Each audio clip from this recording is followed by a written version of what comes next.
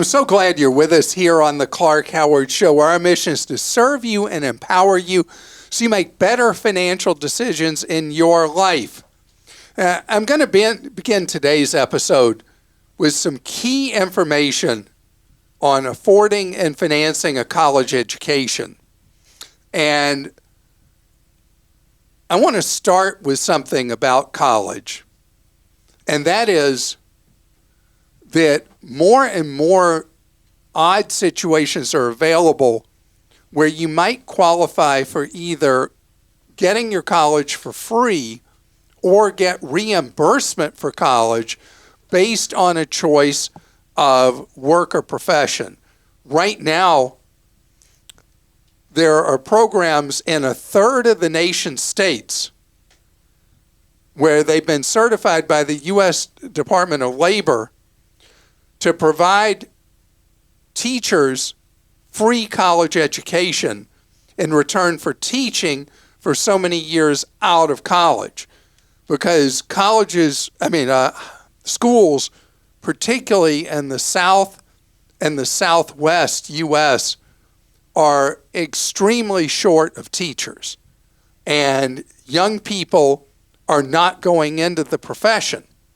And so the idea is to lure the possibility of a free college education as a way to attract people to teaching. And then with the carrot of getting the free education, the stick that you have to teach for so many years, that they're able to fill the channel with more qualified teachers and deal with some of these shortages of teachers available. Now, one thing that teachers will tell you, a lot of states in the South and the Southwest pay teachers very, very low wages compared to what someone with a college degree and that level of training and education might earn otherwise. And so you'll hear from a lot of teachers, you really want to fix the problems with the lack of teachers for elementary through high school, is just pay them more and have better benefits for them.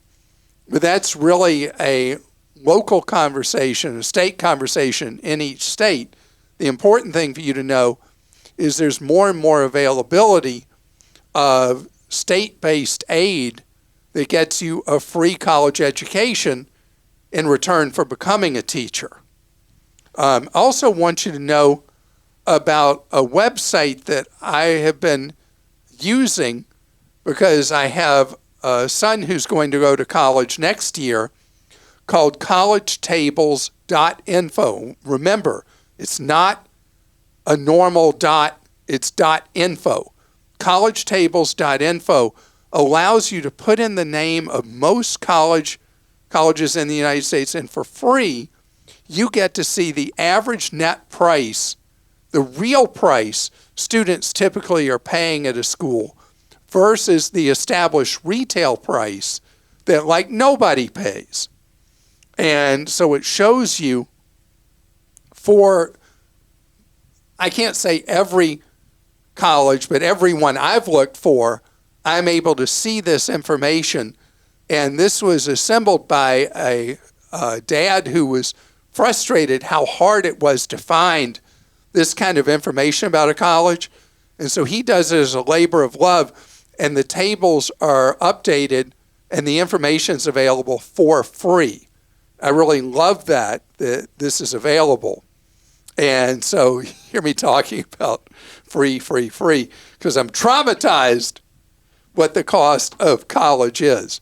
Now, I do want to tell you about something that I first mentioned several years ago, and it's growing in availability, and it's called an ISA, an income share agreement, where in return for agreeing to give an investor a share of your income for years to come from the job that you get out of college, they pay for your tuition.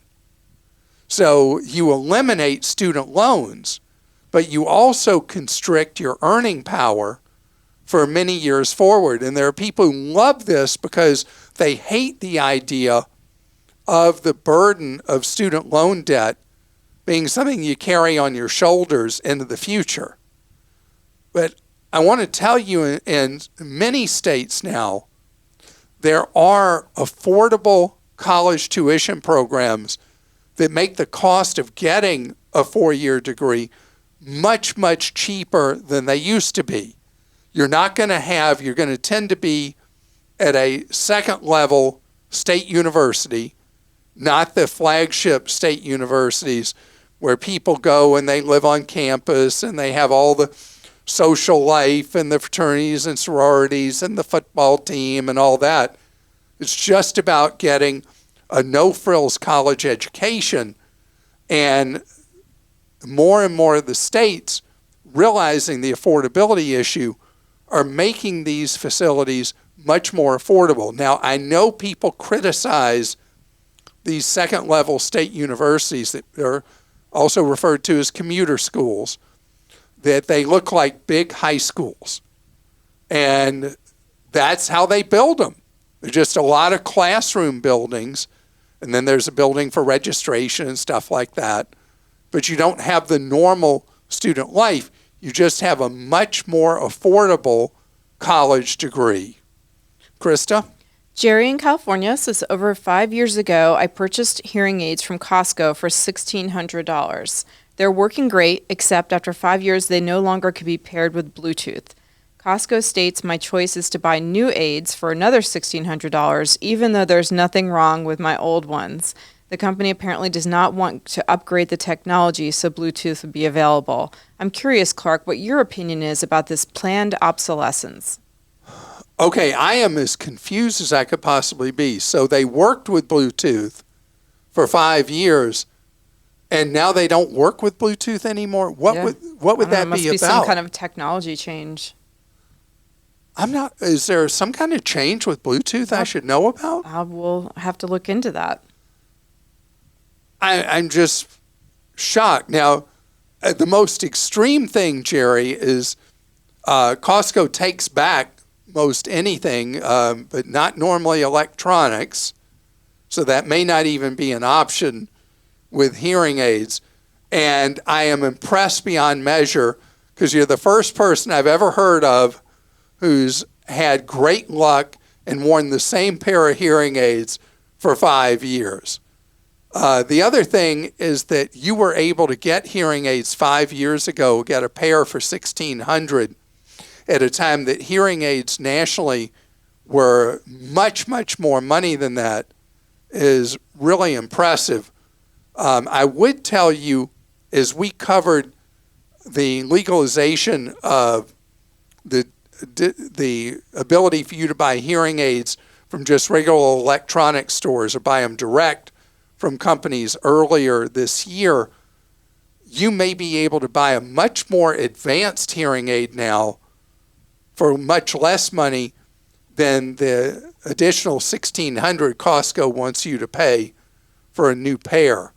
But I'm still totally confused about why they worked with Bluetooth for 5 years and now don't.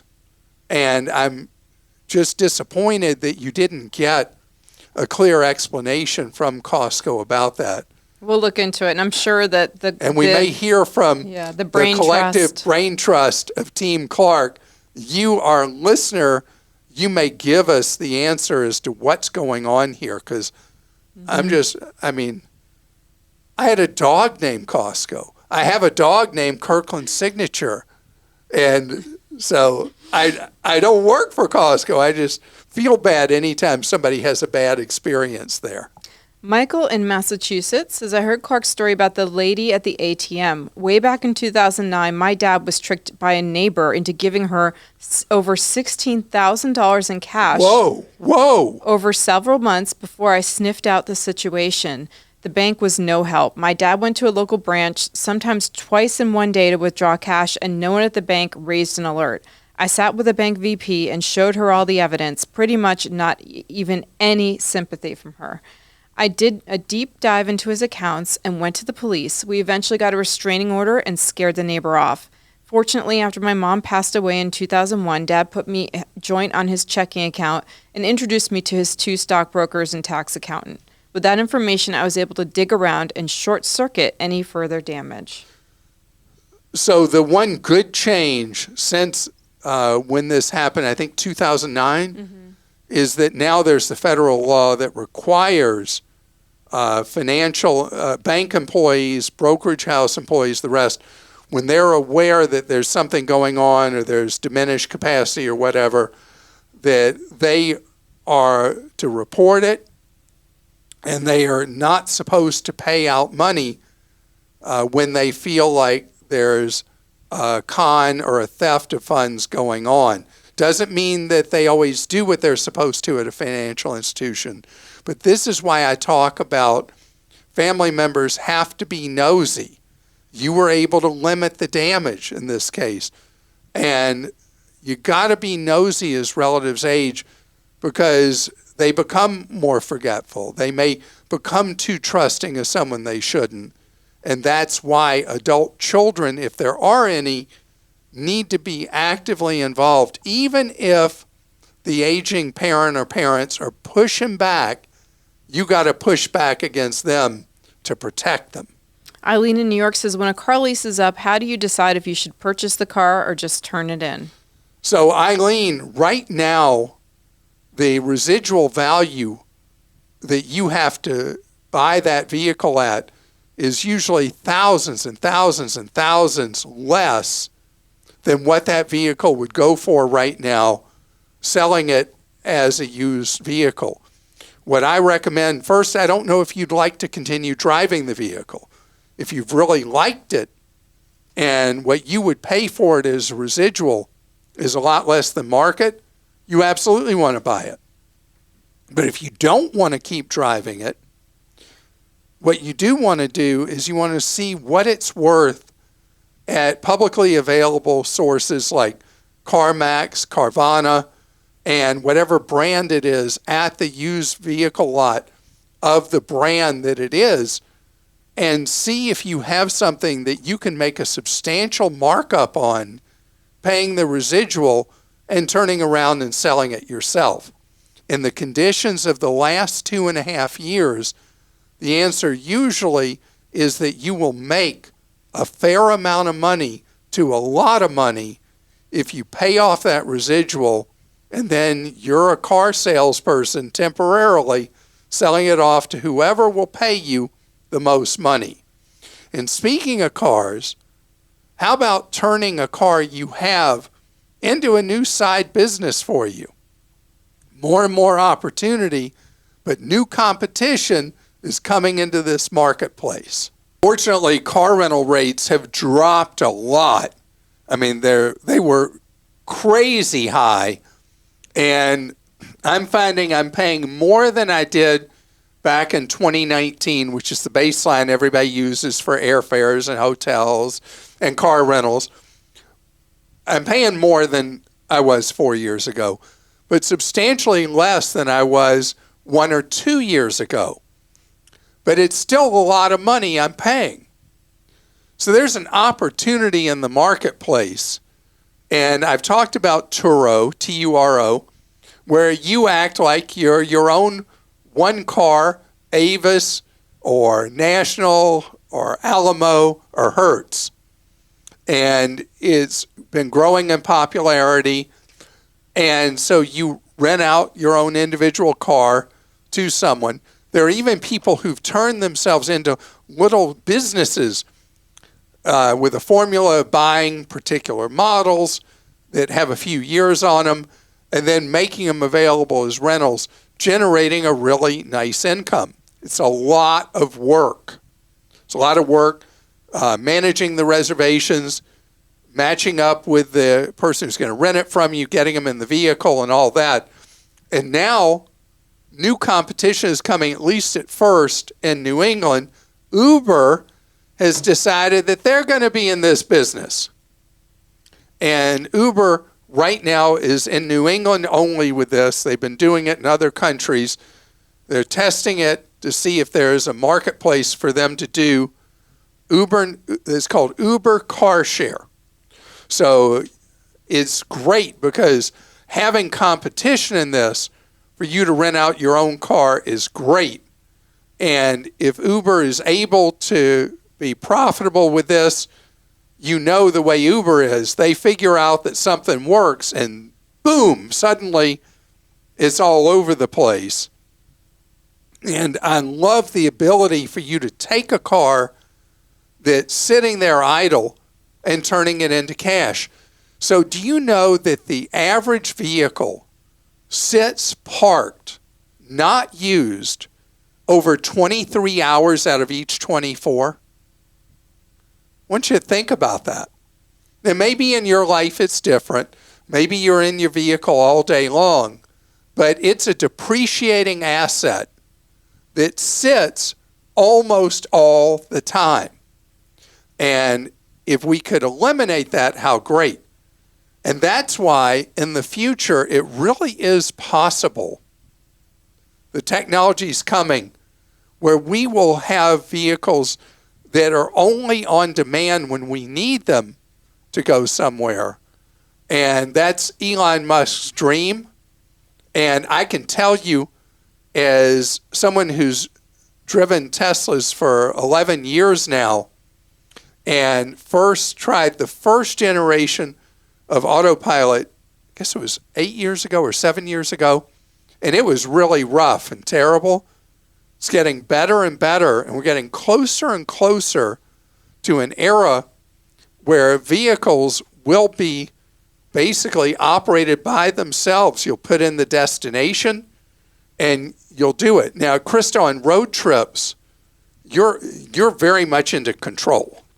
Are you able? No, I mean it's your personality. On road trips, yeah. No, All the in time. life. Sorry, on road trips, are you able in your Tesla?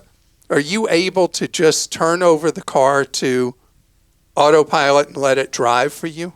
Yes, if I'm on like a highway, I just used it actually the other day when I was doing a road trip, and I do let it drive me. But I'm very, very aware of what's going on. How long did it take you to trust it and let it I never drive totally trust it.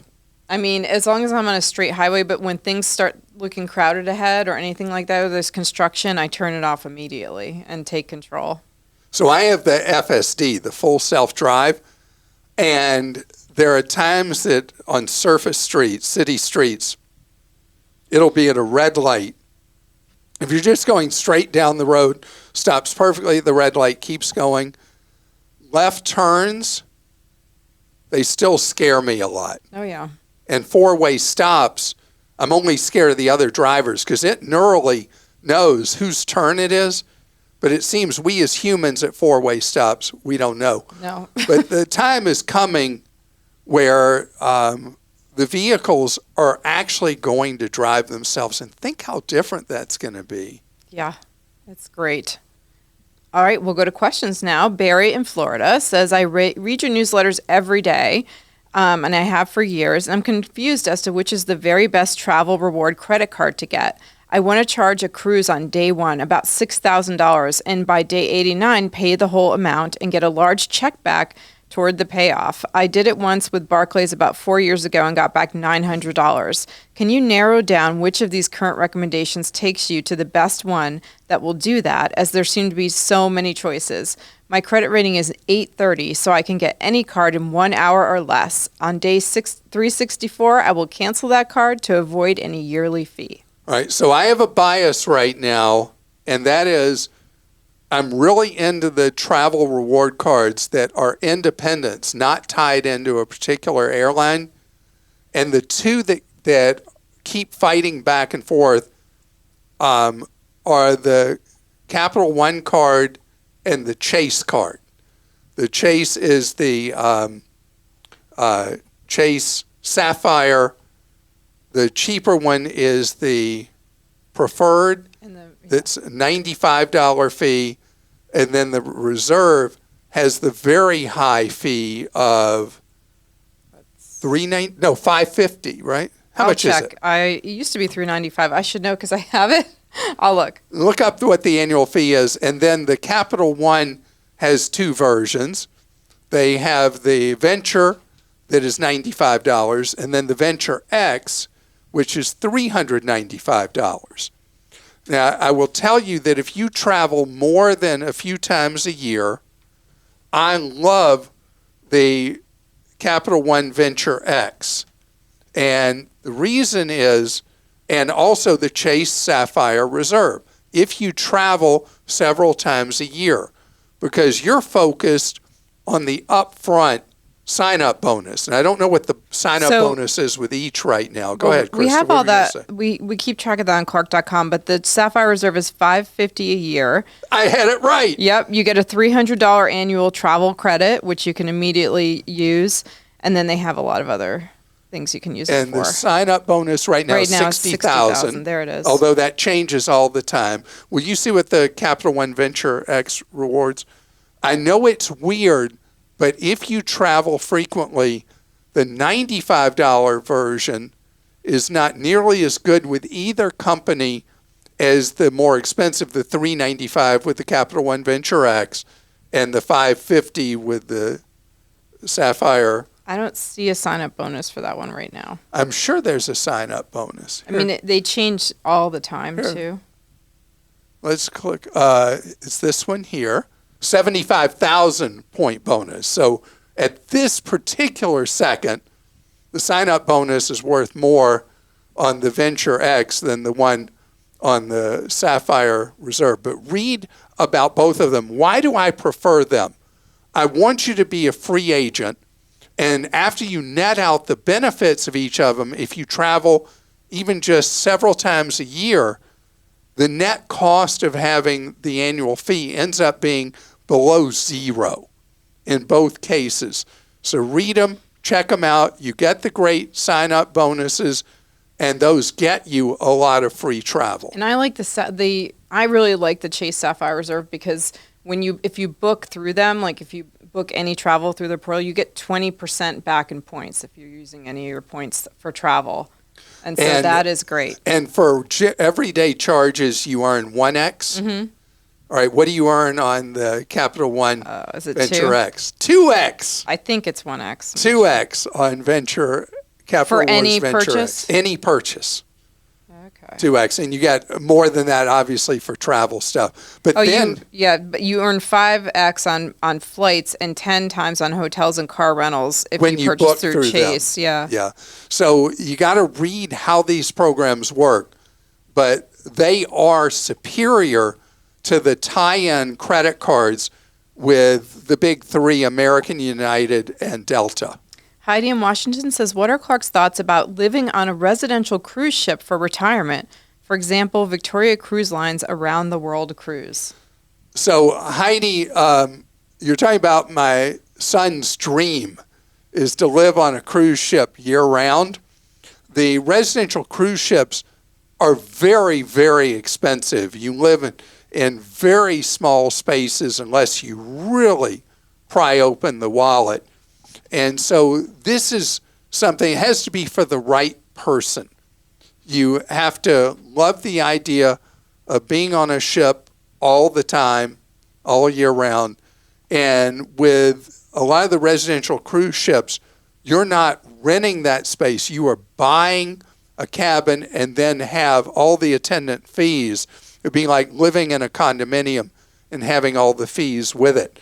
What I recommend anytime somebody is considering this is go do a traditional cruise that is one that is a couple of month cruise, not a 1 month. I would do a 2 month cruise.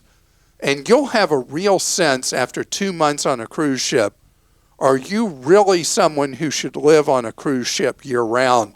Because we're talking about the psychological factor as well as the financial factor. And Richard in South Carolina says, hi, Clark, love the podcast. My question, it's obvious you're a good steward with your finances, so why do you spend money as if you were broke? So I don't. Did you hear what I drive? I just said a couple of minutes ago, I've been driving a Tesla for 11 years. That's a big expense.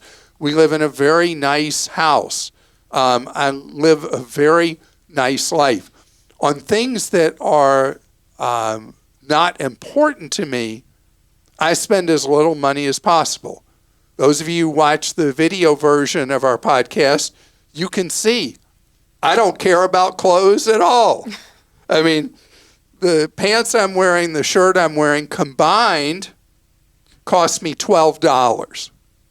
And I know for people that only buy thrift, you can't believe I spend as much as $12 for an outfit.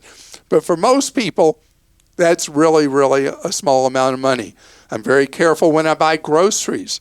My favorite grocery store is Aldi. I mean, I'm so careful with every dollar. Use coupons.